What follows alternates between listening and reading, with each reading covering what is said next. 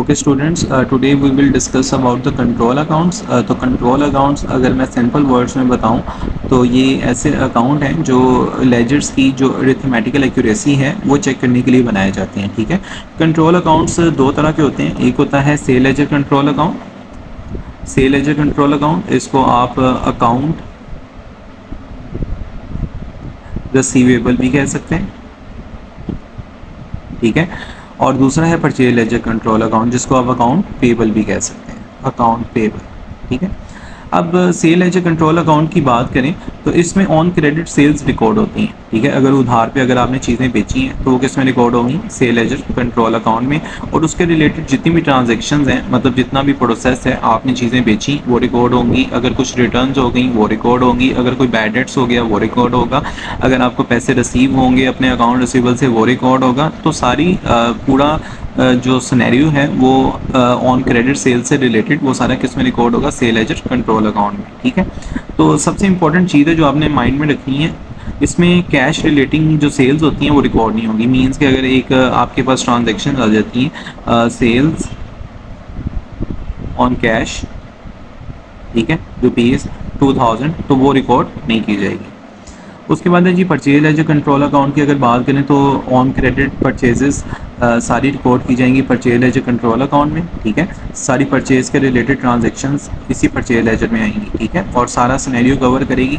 जैसे on credit आपने किसी से परचेजेस की हैं वो आएगा, और अगर आपने उसको रिटर्न कर दी है तो परचेज रिटर्न भी लिखा जाएगा। ठीक है, अगर आपने उसको पेमेंट की है तो वो भी लिखा जाएगा। अगर आपको कोई डिस्काउंट रिसीव हुआ है तो वो भी लिखा जाएगा। मीन्स के total process that relates to the on credit purchase, तो वो सारा परचेज लेजर कंट्रोल अकाउंट में रिकॉर्ड होगा। तो कैश रिलेटेड परचेज रिकॉर्ड नहीं की जाएगी, सिर्फ on credit relating transactions, on credit relating sales and purchase transaction would be the part of control accounts. ठीक है, तो ये हो गया कंट्रोल अकाउंट के रिलेटेड इंट्रोडक्टरी नोट। ठीक है, secondly how can we prepare the account receivable, या आप इसको कह दे सकते हैं सेल लेजर कंट्रोल अकाउंट। तो आप बनाएंगे कैसे? ठीक है, आप समझ लें जी, ये वैल्यूज़ अगर आप इग्नोर कर सकते हैं तो करते हैं। Just learn out the format to prepare the sale ledger control account. First of all, अगर आपके पास कोई ओपनिंग बैलेंस है तो आप सबसे पहले balance brought down opening balance लिखेंगे 5000। ठीक है, और इसको डेबिट साइड पे रिकॉर्ड करेंगे ओपनिंग बैलेंस को। आप इसको बैलेंस ब्रॉट डाउन को डेबिट में क्यों रिकॉर्ड करेंगे? पहले आप रूल समझ लें कि अगर आपका अकाउंट रिसीवेबल का बैलेंस, अगर आपका अकाउंट रिसीवेबल का बैलेंस इंक्रीज़ हो रहा है तो आप उसको डेबिट में रिकॉर्ड करेंगे। क्योंकि बेसिकली जब आप चीज़ें बेचते हैं किसी को तो आपका जो एसेट बैलेंस है वो इंक्रीज़ होता है, क्योंकि ज़ाहिर आपने उससे पैसे लेने हैं, तो अकाउंट रिसीवेबल यूजर एसेट। इसी तरह अगर अकाउंट रिसीवेबल का बैलेंस डिक्रीज़ होगा तो आप उसको क्रेडिट में रिकॉर्ड करेंगे। ठीक है, अब बैलेंस ब्रॉट डाउन का मतलब ये है कि आपने 5000 रुपीज़ की सेल्स की हैं और आपने उसकी अमाउंट रिसीव करनी है। तो जब अकाउंट रिसीवेबल का बैलेंस इंक्रीज़ होगा तो आप डेबिट में रिकॉर्ड करेंगे। तो बैलेंस ब्रॉट डाउन डेबिट में रिकॉर्ड होता है क्योंकि ये आपका एसेट बैलेंस है। ठीक है, उसके बाद फर्दर आपने किसी को क्रेडिट सेल की है तो वो भी रिकॉर्ड होगी डेबिट साइड पे। क्यों डेबिट साइड पे रिकॉर्ड होगी? क्योंकि देखें, आप किसी को चीज़ें बेच रहे हो, मतलब आपने किसी से फर्दर अमाउंट अब रिसीव करनी है, तो अकाउंट रिसीवेबल का बैलेंस क्या होगा? इंक्रीज, तो डेबिट में आ जाएगा। ठीक है, अब देखें, आपने किसी से पेमेंट रिसीव कर ली है। जब आप किसी से पेमेंट रिसीव कर लेंगे अपने कस्टमर से, अगर आपने 2000 रुपया रिसीव कर ली है, ठीक है, तो आप सोचें कि अकाउंट रिसीवेबल का बैलेंस इंक्रीज़ होगा या डिक्रीज़ होगा। ठीक है, तो अकाउंट रिसीवेबल का जो बैलेंस है वो क्या हो जाएगा? डिक्रीज, क्योंकि आपने अमाउंट रिसीव कर ली है। तो वो कहाँ पे रिकॉर्ड किया जाएगा? क्रेडिट साइड पे रिकॉर्ड किया जाएगा। इसी तरह नेक्स्ट देखें सेल्स रिटर्न। अब देखें, आपने चीज़ें बेची थी 1000 की, तो 500 की आपको क्या हो गई हैं? रिटर्न हो गई हैं। मतलब जब आपने चीज़ें बेची थी तो अकाउंट रिसीवेबल का बैलेंस इंक्रीज हुआ था, आपने उससे अमाउंट 1000 लेनी थी। ठीक है, लेकिन सेल रिटर्न हो गई, अब आपने अमाउंट कम लेनी है तो अकाउंट रिसीवेबल का बैलेंस क्या हो रहा है? डिक्रीज, इसलिए क्रेडिट साइड पे रिकॉर्डेड है। बैड डेट्स का मतलब है इरिकवरेबल डेट्स, मतलब जो अमाउंट आपको रिकवर नहीं होगी। तो ये भी अकाउंट रिसीवेबल का बैलेंस क्या कर रही है? डिक्रीज कर रही है, तो इसलिए ये क्रेडिट साइड पे रिकॉर्ड किया जा रहा है। कॉन्ट्रा एंट्री या set off against purchase laser. एक आपका कस्टमर है, आपने उसको 50 की सेल की है। ठीक है, लेकिन एट द एंड आपने उससे 50 की कोई प्रोडक्ट परचेज भी की है, तो अब आपने उससे 50 रिसीव करना है और उसको 50 पे करना है, तो आप क्या करेंगे, आप उस बैलेंस को एक दूसरे के साथ निल कर देंगे या सेट ऑफ कर देंगे, मींस के अपने सेल लेजर में जो 50 का बैलेंस था वो परचेज लेजर के 50 के बैलेंस के साथ सेट ऑफ कर देंगे।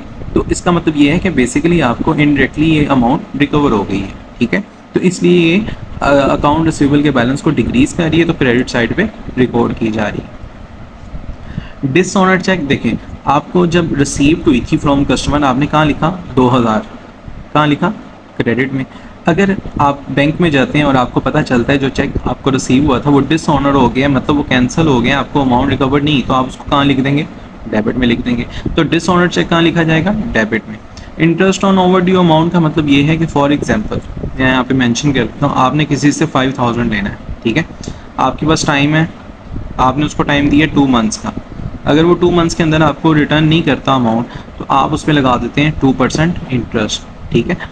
तो आप जब 2% इंटरेस्ट लगाते हैं तो आपका अकाउंट रिसीवेबल का बैलेंस क्या होता है, इंक्रीज, क्योंकि अब आपने इंटरेस्ट लगाने के बाद ज़्यादा अमाउंट उसे रिसीव करनी है। तो जब ही अकाउंट रिसीवेबल का बैलेंस इंक्रीज होगा तो वो कहाँ रिकॉर्ड होगा, डेबिट में। इसलिए इंटरेस्ट ऑन ओवरड्यू अमाउंट कहाँ लिखा जा रहा है, डेबिट में, ठीक है। तो ये है बेसिकली अकाउंट रिसीवेबल बनाने का फॉर्मेट, सेल लेजर कंट्रोल अकाउंट बनाने का फॉर्मेट, और ये फॉर्मेट बेसिकली सेम होता है, इसको आप याद कर लें आपके लिए बेहतर है, ठीक है, ताकि पेपर में आपको ज़्यादा सोचना ना पड़े, सिंपली फॉर्मेट बनाएं और जो वैल्यूज़ गिवन है उसको रिकॉर्ड करें। Thank you students, today we will discuss about the account payable control account format, purchase ledger control account format. How can we prepare this format to find out the closing balance or to find out the credit purchase, ठीक है। इस format में आप basically closing balance भी find out करते हो और sometimes आपको वैल्यूज़ गिवन होती हैं, ओपनिंग और क्लोजिंग बैलेंसेस गिवन होते हैं, you have to find out the credit purchase from purchase ledger control account. तो बेसिकली सबसे पहले आपको मैं रूल बता दूं कि अकाउंट पेबल अगर इंक्रीज़ होता है तो आप उसको क्रेडिट में रिकॉर्ड करेंगे, और अकाउंट पेबल अगर डिक्रीज़ होता है, if the account payable balance is decrease, तो then you will record it on the debit side, ठीक है।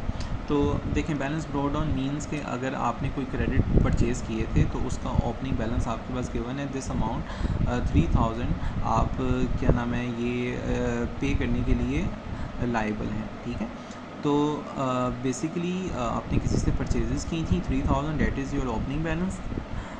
Further you are going to purchase another stock और inventory at the rate of 5000, आप 5000 की further inventory purchase कर रहे हो, तो ये भी अकाउंट पेबल के बैलेंस को क्या कर रही है, इंक्रीज़ कर रही है, that's why it is recorded on the credit side. तो अब देखें, पेमेंट जब आप कर देंगे अपने सप्लायर को, तो जो अकाउंट पेबल का जो बैलेंस है वो क्या हो जाएगा, डिक्रीज़ हो जाएगा, आपकी लाइबिलिटी बेसिकली डिक्रीज़ हो जाएगी। तो आप उसको कहाँ रिकॉर्ड करेंगे, डेबिट में रिकॉर्ड करेंगे। परचेज़ रिटर्न से आपकी लाइबिलिटी क्या हो रही है, डिक्रीज़ हो रही है, अकाउंट पेबल क्या हो रहा है, डिक्रीज़ हो रहा है, तो आप कहाँ रिकॉर्ड करेंगे, डेबिट में। Contra entry set off against sales ledger, अब ये क्या कर रहा है, ये बेसिकली आपकी लाइबिलिटी को, अकाउंट पेबल को डिक्रीज़ कर रहा है, तो आप इसको डेबिट में रिकॉर्ड करेंगे। इसी तरह डिस्काउंट रिसीव बेसिकली किसको कहते हैं कि जब आप पेमेंट करते हैं तो आपको वो कुछ परसेंट डिस्काउंट देते हैं, तो ये भी आपकी लाइबिलिटी को क्या कर रहा है, डिक्रीज़ कर रहा है, तो that would be the part on the debit side, ठीक है, ये भी डेबिट साइड में, और एट द एंड आपका आ जाएगा बैलेंस कैरिड ऑन, ठीक है। तो this is the format, simple सा format to find out the closing balances और to find out the credit purchase balance. Thank you very much.